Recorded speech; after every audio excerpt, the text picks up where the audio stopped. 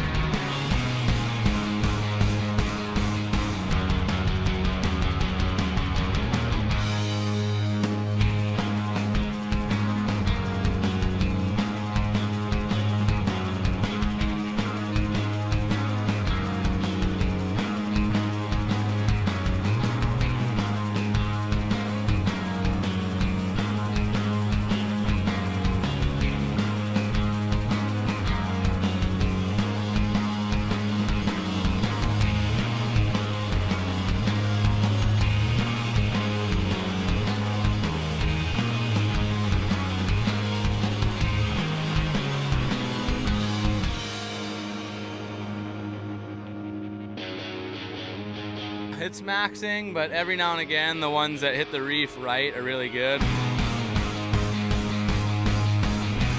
I kind of wouldn't have mind surfing all the way to the end just because I feel good, but I get it. There are a lot of wash-throughs, and it is very challenging to stay in the place where you can actually get the good wave from, with waves coming from every which way.